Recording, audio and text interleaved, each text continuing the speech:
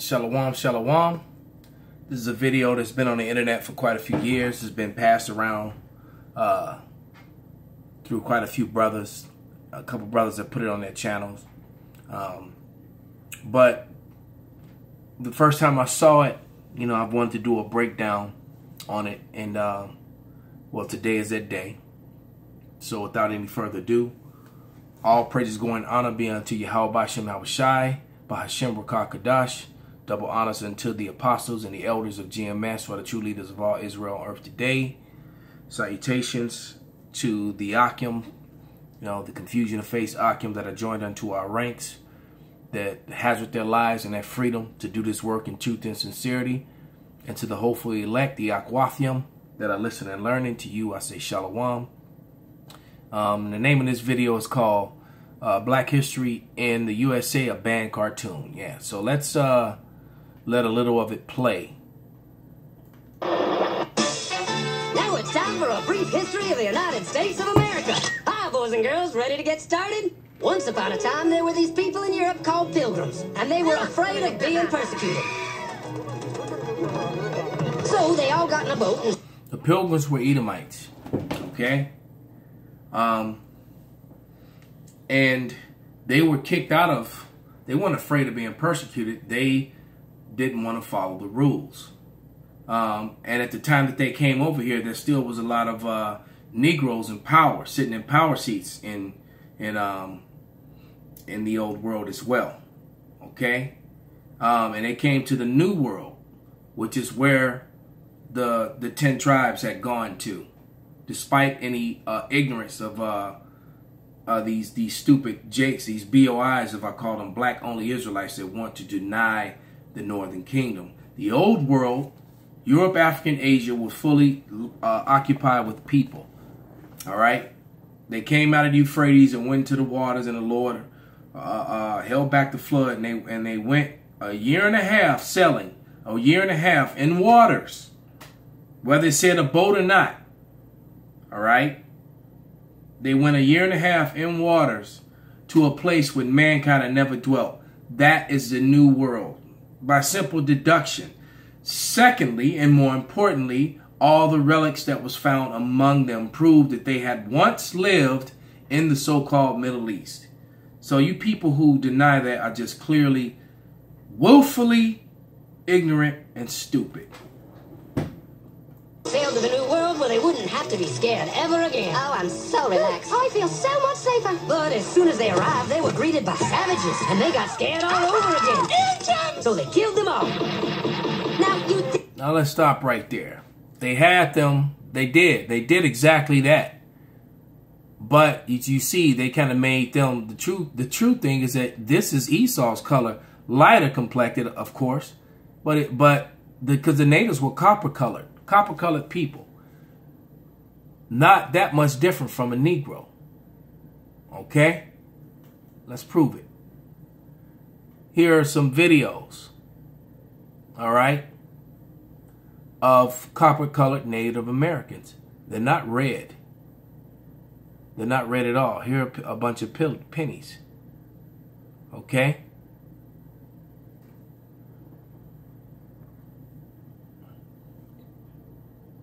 There they go. Matter of fact, let's click on one. Enough said. Natives actually look like that. See that? The red, that's where you get the word ready from. It's brown with red hues. All right? That's where that comes from. As a matter of fact, to prove, let me turn around and grab this book.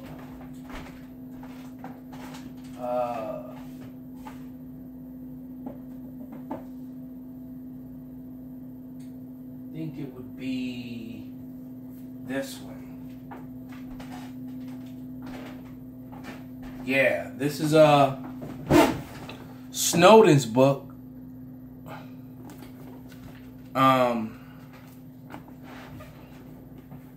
Called Blacks in Antiquity by Frank M. Snowden Jr. And there's a part in here where he's talking about Memnon. Memnon he's talking about how dark he is, Yet at the same time, they called him ruddy. And it was referring to his youth. All right? Because how can you be as black as night and still be ruddy if the definition meant what they say it means today? The Newspeak definition. Because they changed that word. All right? If I could find it. Here we go. This is page 152 in the book Blacks in Antiquity. All right, page 152. And it says at the bottom, before Memnon's time, black men were only a myth. In a description in another scene in the Trojan War, Philostratus notes that the pure black of Memnon's face was a certain ruddiness. He looked young. All right. It adds that in Ethiopia, Memnon was transformed into a statue of black marble. So, you know, I'm not gonna. That's gonna change the direction, but it's just to prove a point, man. All right. It was just to prove a point, because Esau showed you he'll tell you the truth, but then he also tells you a lie. Still, okay. It's about the freedom of these people by. When you start looking at the relics,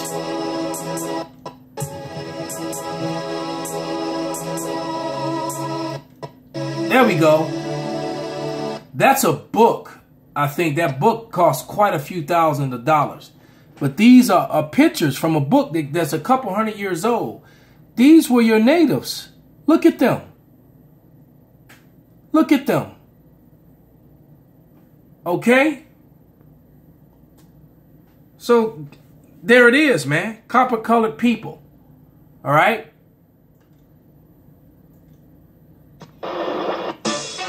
Now it's time for a brief history of the United States of America.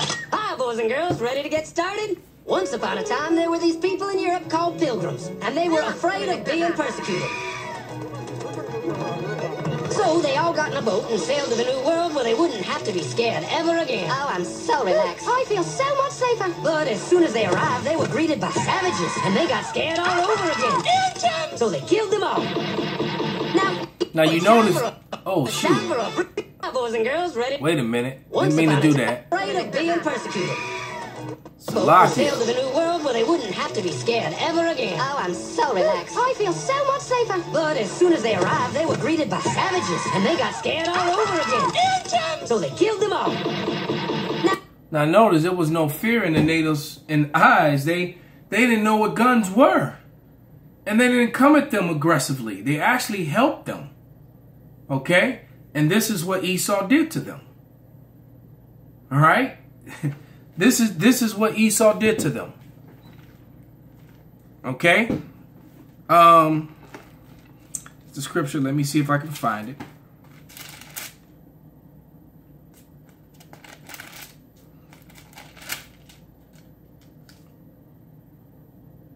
This is Ezekiel 35:5. Because thou hast had a perpetual hatred and hast shed the blood of the children of Israel by the force of the sword, in the time of their calamity, and the time that their iniquity had an end. Therefore, thus saith Yahweh power, I will prepare thee unto blood, and blood shall pursue thee. Since thou hast not hated blood, even blood shall pursue thee. So you Edomites are going to die way worse than what you gave out, man. All right? Because these people actually helped you survive, showed you how to live, and then you turned around, murdered them, exterminated them, committed total genocide on them, and took their land. You'd think wiping out a race of people would calm them down, but no. Instead, they started getting frightened of each other. Witch! So they burned witches. In 1775, they started killing the British so they could be free. And it worked, but they still didn't feel safe. So they passed a Second Amendment which said every white man could keep his gun. Now, they skipped a lot of history there because that was in 1775. You know, you go back over 100 years, there was no such thing as a white man. All right? They wrote into law in 1681, all right, and created this so-called white race. And as we were watching the other video, I was watching another video earlier, what they actually did a sit-down on, about the brother who, with the gun rights and all that sort of thing. Hey, and when the Constitution and all these things were written, Negroes and Latinos and Native Americans were in a very low place. All right. And a lot of natives and Negroes were in slavery together at that point. Okay. A lot of them together because they had those census enumerators who had reclassified a lot of natives. A lot of those copper-colored natives had reclassified them as black. Okay. Why? To fit this new race of people. The census enumerators, because why? They created white superiority, and behind that came all this other nonsense. You know, came the Mongoloid, Caucasoid, and the Negroid. The subspecies and all that other garbage, which was all pseudoscience fabricated to support white superiority, which had been newly created. So he left out that very important detail. My gun loves my guns. Brings us to the genius idea of slavery. You see, boys and girls, the white people back then were also afraid of doing any work. So they went to Africa, kidnapped thousands of black people, brought them back to America, and forced them to work very hard for no money. And I don't mean no money like I work at Walmart and make no money. I mean $0. Nothing. Not a zip. Doing it that way made the USA the richest country in the world. Yes, it did. And they refuse to acknowledge that today. That they live the way that they live and have the opportunities that they have because of what they've done. And all these new laws that were set into place to support and protect and uplift this newly created thing called white. So did having all that money and free help calm the white people down? No way. They got even more afraid. That's because after 200 years of slavery, the black people now outnumber the white people in many parts of the South. Well, you can pretty much guess what came next. The slaves started rebelling. There were uprisings. An old master, their heads got chopped off. Yep, some of the masters did get their heads cut off. All right. Enter the Willie Lynch letters. When Willie Lynch came from the islands to help them to get them back under control, and also gave them false faith preachers that started pushing that they started teaching a few Jakes to read the scriptures and made sure that they read only particular scriptures, kind of like what happened with Nat Turner, except Nat Turner being one of those reasons why they implemented this all over, because Nat Turner started reading the Bible and realized that clearly that they were the Israelites and that the slave masters would eat them, because he even shows you that in the Nat Turner movie, which they really tried to blackball out of the theaters. All right, but he told you in one of the scenes that every scripture that you try to use to rule over us, there's two more that says we get to pay you back. Roughly paraphrasing. When white people heard of this, they were freaking out and going, I want to live. Don't kill me, big black man. Well, just... And then they brought in Willie Lynch from the islands, and the famous Willie Lynch letters. And Willie Lynch, in those letters, it just told you how to break down and destroy these people by placing the man against the woman, old against young, light skin against dark skin, the field slave against the house slave. All right. And with that conditioning, 400 years of conditioning like that, Willie Lynch even told you it would take these people 1,000 years to recover from this, or if they even ever recover at all. And so through the miracle of Yahweh Ba'Shem Yahushai, the elect is waking up, but the majority of our people, they're not recovering from this. They still haven't recovered.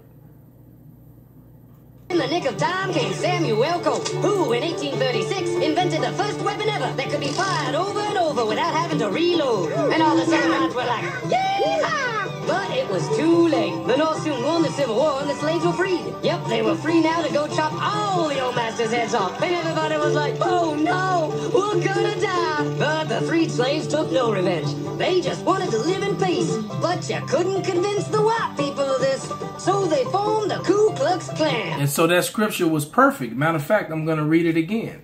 Because at the time when let me go back to that Ezekiel that I read earlier, man. Let me read that again. All right. Because at the time when our punishment was over, man, they forwarded it. They made it worse. Okay.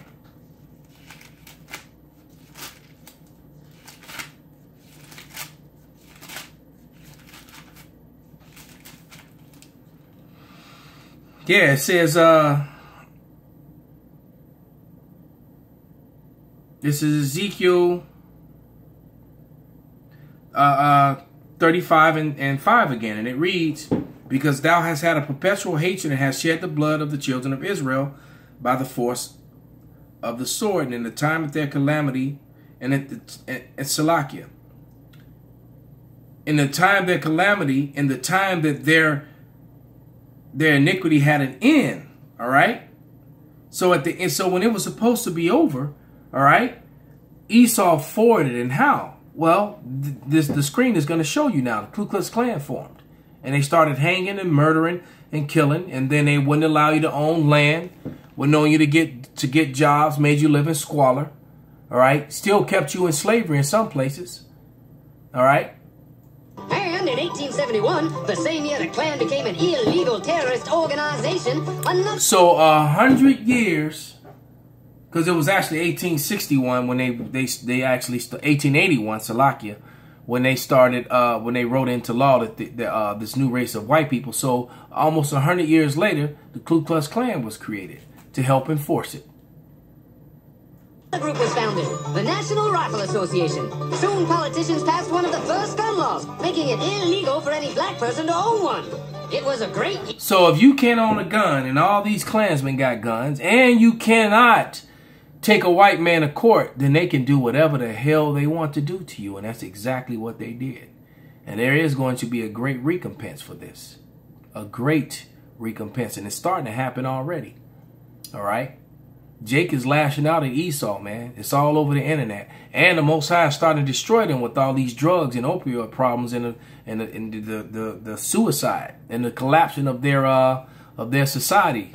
They're not taking it well. Here for America, the KKK and the NRA. Of course, they had nothing to do with each other, and this was just a coincidence. One group legally promoted responsible gun ownership, and the other group shot and lynched black people. And that's the way it was all the way to 1955, when a black woman broke the law by refusing to move to the back of the bus. White people just couldn't believe it. Huh? Well, I won't say move. What's going on? Man, all hell broke loose. Black people everywhere started demanding their rights, and white people had a major freaky fear meltdown, and they were all like, run away! Run away! And they did. They all ran fleeing to the suburbs where it was all white and safe and clean. And they went out and bought 250 million guns and put locks on the doors, alarms in the houses, and gates around the neighborhoods. And finally, they were all safe and secure and snug as a bug.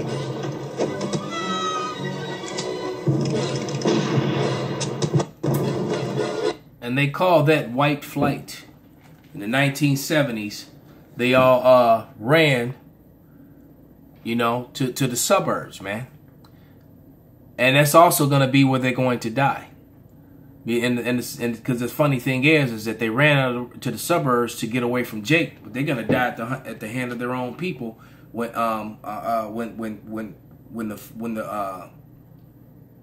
the resources stop coming. You know, when what's happening in Brazil and in Venezuela comes to America. All right, so this is Revelation 18:6, and it reads, reward her even as she has rewarded you, and double unto her according to her works, and in the cup which she hath filled, fill to her double. So double the destruction, double the death, double the punishment. Call halal Yahweh Shem Yahweh Shai and a Baba Ball.